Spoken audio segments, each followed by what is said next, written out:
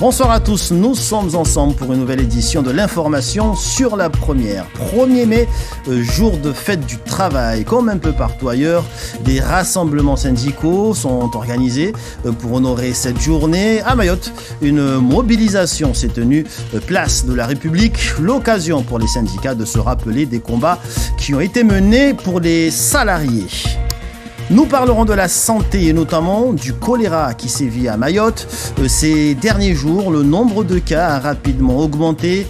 Pour revenir sur les différents sujets d'actualité qui touchent la santé, nous serons en direct de Paris dans ce journal avec Frédéric Valtou, ministre délégué chargé de la santé et de la prévention.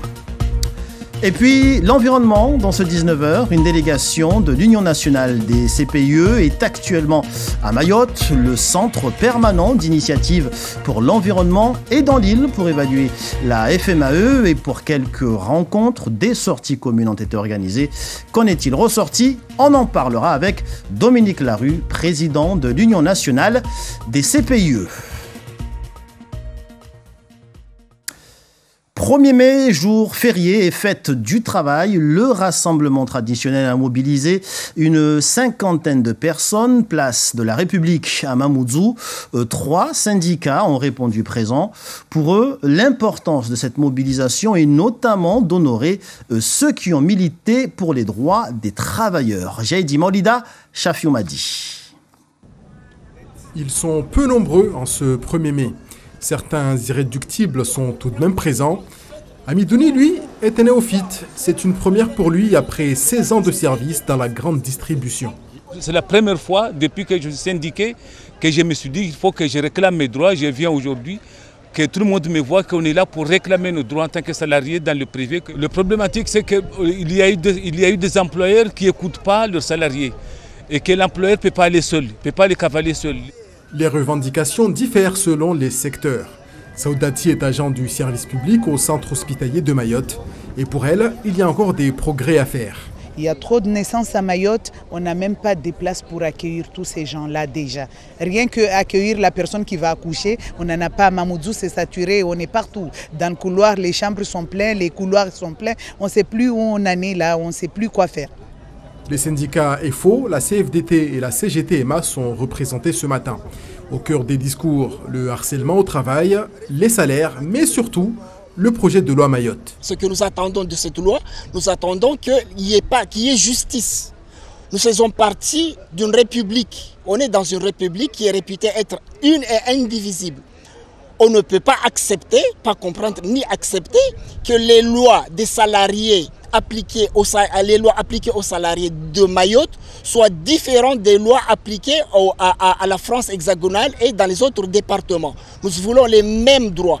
À commencer par l'alignement du SMIC et des pensions de retraite locales sur le national. Les syndicats se disent attentifs aux prochaines annonces, alors que la ministre déléguée aux Outre-mer, Marie Guévenoux, est attendue sur l'île dès ce jeudi. Santé, depuis la détection du premier cas de choléra à Mayotte le 18 mars dernier, suite à une personne arrivée par Kwassa dans Jouan, le nombre de cas s'est multiplié. Les autorités sanitaires prennent très au sérieux cette situation menaçante. Le nombre de lits pouvant accueillir les malades a augmenté. D'autres cellules spéciales choléra ont ouvert leurs portes. Et en parallèle, la psychose s'installe dans certains villages. Shafika Salimkou, Assadi, Razafit Seheno. Derrière ces portes, l'unité de choléra du centre hospitalier de Mamoudzou. Seul le personnel soignant dédié à la cellule est autorisé à y entrer. Sur le site de Mamoudzou, on prend en charge les patients qui sont sévères. On a 6 autres patients aujourd'hui sur les 14 lits, on a 10 patients, 6 autres patients avec une déshydratation modérée. Les malades vont et viennent. Durant cette matinée, un autre était attendu. Une chambre libre était prête à l'accueillir. Jusqu'à présent, une trentaine, entre 30 et 40 qui sont positifs. Le docteur Gilles Rousseau, réserviste en France, est à Mayotte pour 3 semaines, le temps de donner un coup de main. Il s'affaire auprès des malades. Le patient avant, donc lui, c'est effectivement un patient qui est colérique, qui est malheureusement très déshydraté. Donc on est obligé il est limite à partir en réa parce qu'effectivement on perd du potassium quand on va à la selle et donc il faut le recharger beaucoup en potassium et puis en électrolytes. Au fil des semaines, la psychose commence à s'installer dans certains villages. Dans l'unité de régulation des appels, le téléphone ne s'arrête plus de sonner. Beaucoup d'habitants de Kungu au bout du fil. Nous avons des appels qui sont multipliés sur les symptômes de diarrhée, de vomissements. Mais avec le médecin régulateur qui arrive à trier si c'est le choléra ou pas. Et lorsque le médecin régulateur décide de faire venir le malade à l'hôpital, une ambulance spécialement dédiée part le chercher. On s'équipe, mon collègue et moi, on met une bâche par-dessus, un drap, et plus le patient a un kit qu'on lui donne, qu'il met, et dès après il est allongé là, on ferme les portes. Les autorités sanitaires de Mayotte sont parées à toute éventualité. Elles sont prêtes à prendre en charge un nombre de malades beaucoup plus important. Et nous prenons tout de suite la direction de Paris pour nous entretenir en direct avec le ministre délégué chargé de la santé et de la prévention, Frédéric Valletoux. Bonsoir. Alors, plus d'un mois après le primo-patient, le nombre de cas à Mayotte se multiplie. 26, 13 nouveaux cas en 2 jours et maintenant des cas autochtones. À courte échéance, une épidémie est-elle à redouter à Mayotte ? D'abord, bonsoir. Merci de votre invitation. Je voudrais vous dire qu'aujourd'hui, la situation, elle est sous contrôle, elle était attendue et l'État s'y prépare avec l'ARS, avec le préfet, avec le centre hospitalier et les choses sont suivies depuis Paris. On constate ce soir 35 cas effectivement de malades qui touchés par le choléra, mais on continue ce qu'on a déployé depuis plusieurs semaines, c'est-à-dire des opérations de prévention d'un côté pour faire passer effectivement les bons messages. Le choléra s'attrape si on ne fait pas attention à l'eau que l'on boit et qu'on ne boit pas de l'eau potable. Le choléra peut s'attraper si effectivement il s'attrape par les mains et si effectivement on n'est pas attentif à l'hygiène et donc il faut en permanence toujours veiller à se laver les mains, à avoir les mains propres.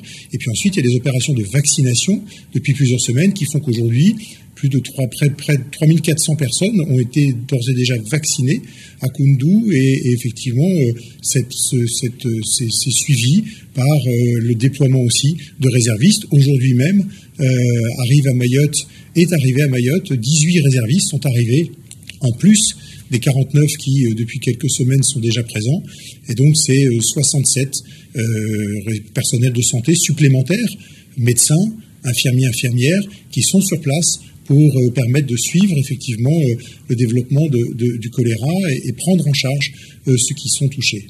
Alors, vous parlez de plus de 3000 vaccinés à Kungu ces derniers jours. Alors, où trouver ces doses nécessaires et est-ce que vous pouvez reproduire ce plan de vaccination de plus grande ampleur dans les jours à venir ? Alors, aujourd'hui, la France a des réserves de vaccins qui sont en métropole, mais qui sont aussi envoyés régulièrement à Mayotte.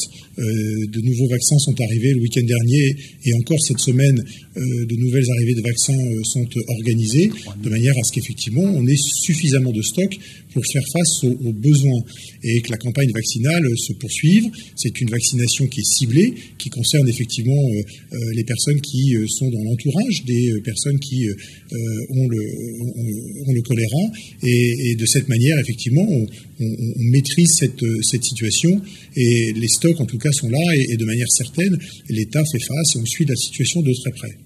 Et est-ce que l'hôpital a encore les capacités à pouvoir prendre en charge les patients à venir du choléra ? J'ai fait le point avec les équipes hospitalières il y a 48 heures. Je ferai le point encore demain avec elles. L'hôpital s'adapte effectivement à la montée du choléra. Il y a des lits et des services qui ont été dédiés. Il y a 34 lits aujourd'hui qui ont été ouverts pour une vingtaine de patients pris en charge. Et donc, on peut encore accompagner la montée en puissance. Les équipes, effectivement, font face. Enfin, il faut rappeler que le choléra est une maladie dont on meurt très peu. La mortalité, elle est inférieure à 1%. Et que quelqu'un qui attrape le choléra, il suffit qu'il soit bien réhydraté, qu'il prenne l'antibiotique qui aujourd'hui est administré, et je veux dire, au bout de quelques jours, son état va mieux. Ceux qui sont amenés à l'hôpital sont effectivement ceux qui ont besoin d'une réhydratation plus marquée, de manière très, très claire, et cela, effectivement, l'hôpital peut tout à fait faire face à ces besoins. Alors, monsieur le ministre, à 70 km de Mayotte, l'île d'Anjouan a enregistré plus de 2500 cas de choléra. Comment empêcher l'introduction ou l'importation de cas de choléra par voie maritime? Quel dispositif prévu pour l'empêcher? Alors sur le choléra, on fait face à une poussée du choléra, j'allais dire, dans toute l'Afrique australe. Et ça n'est pas réservé uniquement ni aux Comores ni à Mayotte. Et on voit cette poussée du choléra dans la corne de l'Afrique, dans l'Afrique australe. L'OMS d'ailleurs, et je me suis entretenu avec le directeur général de l'OMS il y a quelques jours, nous avons parlé effectivement du choléra à travers le monde et de la manière dont l'OMS aussi fournit des vaccins et lutte contre cette épidémie. Moi, je serai la semaine prochaine à Mayotte, le 9 et le 10 mai, parce que je veux venir effectivement d'abord soutenir les équipes, aller me rendre compte moi-même de l'efficacité du dispositif et de la réponse qui a été mise en place, c'est-à-dire effectivement des centres de détection qui ont été mis en place notamment à Koundou et qui permettent là aussi de mieux accompagner la population. Et donc ce voyage permettra d'ajuster là encore, s'il en était nécessaire, un dispositif qui est vraiment, je vous le dis, suivi chaque jour avec les autorités sanitaires locales, mais aussi avec le ministère de la Santé, la Direction générale de la Santé, ici depuis Paris. C'est nous qui ajustons les effectifs, effectivement, de réservistes qui sont envoyés sur l'île. Alors vous annoncez une arrivée la semaine prochaine. À quoi devons-nous nous attendre ? Il faut être clair, on ne va pas se mentir. On va voir le nombre de cas augmenter, pas exploser, mais le nombre de cas inévitablement augmenter. Ce qu'il faut, c'est qu'on soit effectivement toujours dans un contrôle du développement du choléra et ne pas s'inquiéter. J'entendais tout à l'heure dans votre reportage certains qui parlaient d'une peur, effectivement, d'une explosion de l'épidémie. Il n'y aura pas d'explosion de l'épidémie, mais on sait inévitablement que le nombre de cas qu'on connaît aujourd'hui va continuer à augmenter de quelques cas dans les prochains jours. Alors, outre le choléra, il y a également des cas d'une épidémie de leptospirose ainsi que de dengue. Qu'est-ce qui ne fonctionne pas au niveau santé ici pour protéger la population contre ces deux épidémies ? Alors la leptospirose, la dengue, j'allais dire, elles sont présentes chaque année et c'est pas propre, là encore, à Mayotte. Il y a 1700 cas de dengue recensés ces derniers mois en métropole, ici. Donc de ce point de vue-là, la dengue n'a pas totalement été éradiquée ni à Mayotte ni en métropole. Les Antilles, la Guyane ont été touchées ces derniers mois aussi par une poussée de dengue. C'est habituel, ce sont des épidémies saisonnières et qui sont toujours maîtrisées là aussi, suivies, repérées, maîtrisées, encadrées et les gens qui effectivement sont touchés sont pris en charge par les services sanitaires. Donc il n'y a pas de poussée plus dramatique que ça, plus grave que ça, plus exceptionnelle que ça aujourd'hui constatée à Mayotte. Alors, Mayotte souffre d'un système de santé fragile. L'offre de soins ne répond pas suffisamment aux besoins de la population. Lors de sa venue à Mayotte en décembre dernier, votre prédécesseur a annoncé un certain nombre de mesures, à savoir des salaires plus attractifs, une formation renforcée des infirmiers. Avez-vous des éléments permettant d'évaluer l'efficacité de ces mesures ? Je veux d'abord rappeler que Mayotte fait l'objet d'un investissement qui est important, puisque la modernisation du centre hospitalier de Mayotte, c'est 242 millions d'euros, qui fait sans doute un des plus importants aujourd'hui investissements qui est porté en France, d'investissement hospitalier, de modernisation d'un hôpital. Et ça, il faut le souligner, c'était un effort massif de modernisation de l'offre hospitalière. Et puis, il y a effectivement l'engagement du président de la République sur un deuxième hôpital qui est toujours en étude et en réflexion, mais qui reste un objectif qui se fera. Et quand je viendrai effectivement à Mayotte la semaine prochaine, j'aurai l'occasion, avec les autorités locales, avec les autorités sanitaires, de refaire un point plus général et rentrer dans peut-être plus de détails sur l'accompagnement des hospitaliers. Mais Mayotte bénéficie de toutes les mesures dont ont bénéficié l'ensemble des hospitaliers français ces derniers mois. Je pense par exemple à la revalorisation du paiement des gardes et des services de nuit. Donc, de ce fait-là, il n'y a pas de particularité mahoraise qui ferait que Mayotte serait oubliée par rapport aux dispositifs qui sont mis en place partout en France. Monsieur le ministre délégué Frédéric Valletoux, merci d'avoir accepté de répondre à nos questions dans ce direct. Merci beaucoup. Merci également aux équipes de Malakoff d'avoir assuré ce direct, notamment Nora Noné, Mourad Beretima. On retiendra de cet entretien le nombre de cas de choléra à Mayotte, 35 cas à ce jour, ainsi que l'arrivée de 18 personnes, 18 réservistes venus renforcer les équipes sur place. Le ministre délégué Frédéric Valletoux viendra à Mayotte la semaine prochaine et demain matin arrivera à Mayotte la ministre déléguée chargée des Outre-mer, Marie Guévenoux, pour un séjour de 2 jours, jeudi et vendredi. Direction Combani, au RSMA, immersion au sein du régiment du service militaire adapté dans une supérette où des jeunes stagiaires bénévoles suivent une formation professionnelle dans la filière commerciale. Ismaël Mohamed Ali, Daniel Abdou. Nafida Bakar a intégré il y a 9 mois le régiment du service militaire adapté. La bénévole stagiaire y suit une formation au sein de la filière commerciale. L'exercice du jour, sur ce plateau pédagogique, consiste à apprendre le métier de caissière au sein d'une supérette plus vraie que nature. J'ai choisi la formation employé commercial à magasin parce que c'est mon projet professionnel depuis que j'étais petite. Et ici, j'ai vu qu'on est bien orienté et organisé. Ranger les fruits et les légumes, les mettre en rayon, c'est le métier qu'apprend Raphaël Oumadi, 19 ans. Arrivé dans le régiment il y a 6 mois, il se rêve de faire carrière dans l'armée. En attendant, il engrange un maximum d'apprentissage. Avant d'intégrer le RSMA, j'étais à la maison en train de galérer avec mes amis. Et vu que j'ai intégré le RSMA, ça m'a beaucoup plu, ça m'a donné beaucoup de l'expérience. Ces jeunes bénévoles stagiaires, âgés entre 18 et 25 ans, de nationalité française, soucieux de s'insérer dans la société, sont encadrés par des soldats, comme ici le caporal-chef Isaac. Il y a beaucoup de boutiques qui sont en train d'ouvrir, qui sont à la recherche de vendeurs, de commerçants. Donc c'est un plus pour eux. Nous, on essaie de les préparer au mieux. Comme on a dit, ils ont l'avantage d'être au RSMA, où on les apprend à bien être carrés. Et après, on leur donne les cartes en main et c'est à eux de pouvoir les utiliser à la fin de leur formation. Le RSMA s'adresse aux jeunes éloignés de l'emploi et à la recherche d'une formation professionnelle. On propose aussi des formations à tout autre type de métier, c'est-à-dire on a du métier de service, du métier de commerce, du métier d'aide à la personne par exemple. On fait aussi de la remise en route vers l'emploi, c'est-à-dire la remobilisation de gens qui sont déjà diplômés vers l'emploi. Donc maintenant on a toute une gamme de formations qui est vraiment élargie. Tous les mois, 80 nouveaux volontaires stagiaires intègrent le RSMA après une formation militaire initiale. Par la suite, ils rejoignent l'une des 22 filières de formation professionnelle.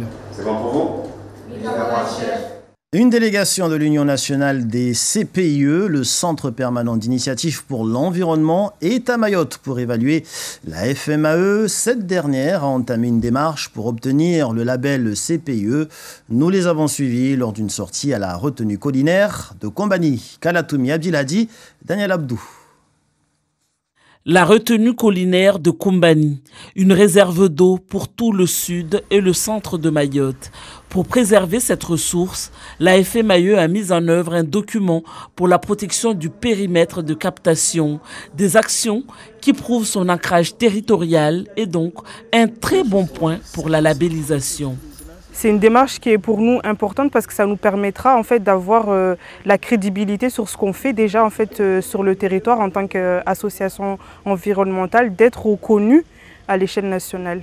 Être labellisé, c'est viser 17 objectifs de développement durable et pour ça, il faut aussi le soutien des élus.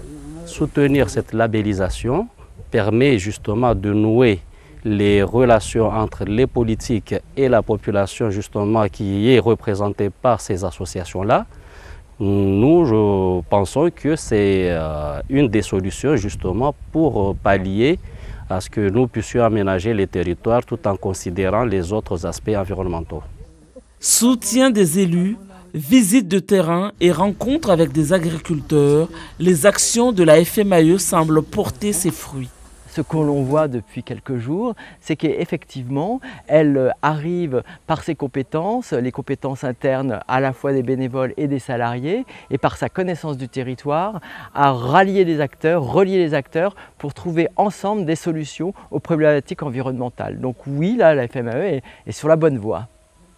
Le 15 mai prochain, l'Union nationale de CPIE donnera sa réponse. Il ne peut y avoir qu'une association labellisée dans un département. Et pour en parler, nous recevons Dominique Larue, président de l'Union nationale des CPIE. Bonsoir. Bonsoir. Alors on vient de l'entendre, la FMAE, la Fédération mahoraise des associations environnementales, est sur la bonne voie pour obtenir la labellisation, vous confirmez ? Tout à fait, je confirme. Nous connaissons l'association, la fédération, depuis plusieurs années maintenant, puisque obtenir le label, c'est quand même un parcours. Ça ne s'obtient pas par un claquement de doigts. Et donc, il y a eu toute une période d'accompagnement où nous avons travaillé auprès des responsables de la fédération. Et nous sommes venus cette semaine pour vérifier sur le terrain comment les choses se passent et si effectivement la fédération réunit les différents critères qui font qu'elle peut devenir le 79e CPIE du réseau national des CPIE. Et quels sont justement ces critères qui pourraient lui permettre d'obtenir cette 79e place ? Alors le premier critère, c'est celui déjà d'être une association professionnelle. C'est-à-dire qu'il n'y a pas d'associations qui n'ont pas de salariés qui seraient labellisés. C'est pas possible. Le deuxième critère, c'est d'avoir effectivement une gouvernance associative en partenariat avec les collectivités, mais jouissant d'une relative autonomie, indépendance. Le troisième critère qui est pour nous très important, c'est celui de ce qu'on appelle l'ancrage territorial. L'ancrage territorial, c'est pas simplement la connaissance de la géographie de son territoire. C'est le fait d'avoir tissé, au fil du temps, des liens avec les différents acteurs des territoires. Et parce qu'on a tissé ces liens, on a généré un climat de confiance qui nous permet d'envisager effectivement des actions pour aller plus vite vers la transition écologique. Parce que l'objectif du réseau des CPIE, c'est effectivement de faciliter ce passage de la transition écologique. Et on sait qu'aujourd'hui, ça ne peut pas se faire dans un conflit, dans une relation d'opposition, mais bien plutôt dans une relation de collaboration avec l'ensemble des acteurs. Alors, il n'y a pas que la FMAE que vous avez rencontrée, il y a d'autres rencontres qui sont prévues jusqu'en fin de semaine avec des élus, mais également des agriculteurs. Alors, oui, mais la spécificité de la fédération, c'est que justement, elle regroupe une trentaine d'associations. Donc, nous passons la semaine à visiter ces associations qui sont adhérentes de la fédération et à travers la réalisation des projets de ces associations, nous nous rendons compte effectivement de leur implantation locale et justement de leur ancrage territorial dont je parlais et du fait qu'elles agissent concrètement.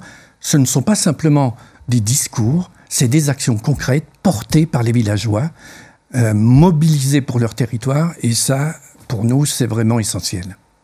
Dernier point, avoir la labellisation, ce serait quoi? Un gage de crédibilité? C'est beaucoup de choses.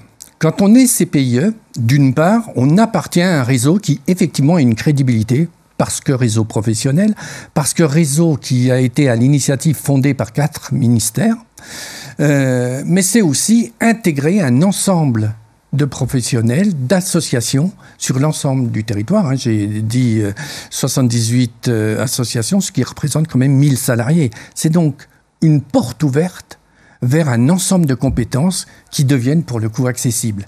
Mais c'est aussi pour le réseau des CPIE l'occasion de s'enrichir de ce que fait la fédération sur le terrain.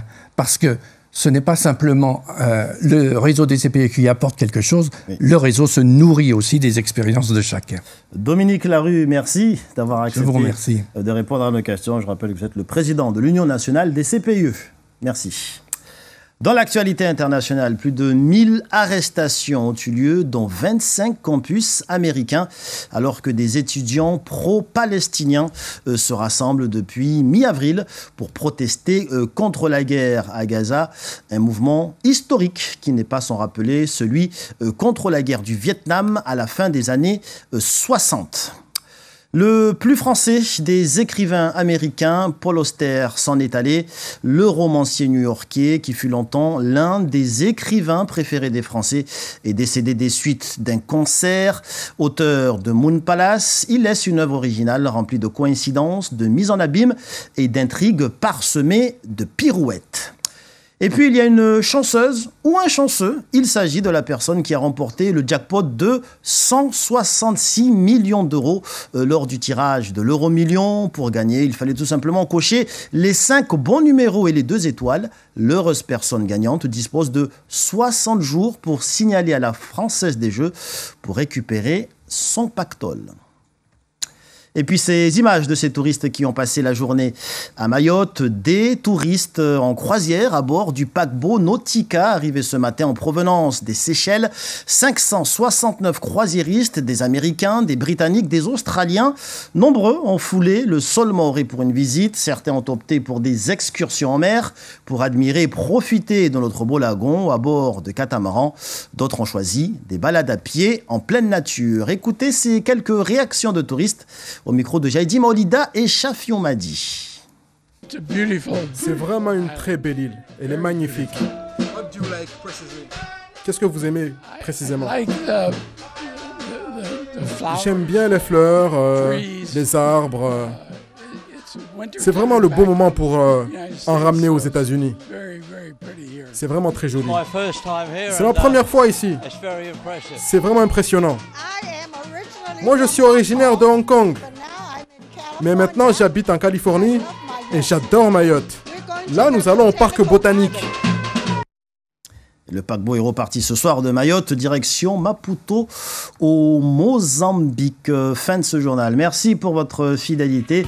Après la météo, on se retrouve pour le journal en maoré. À 20h, suivez le documentaire Diarifa sur la pêche traditionnelle mahoraise. Diarifa. L'info reviendra demain à 5h dans la matinale avec Zaliatada Alani, Yasmine Jaffar dans Akweli à 7h15 et au JT de 13 et 19h. On se quitte ce soir avec des images du Chengue filmé par Chafion Madi du côté de Longoni avec les forces vives. Très belle soirée à tous sur La Première et à tout à l'heure.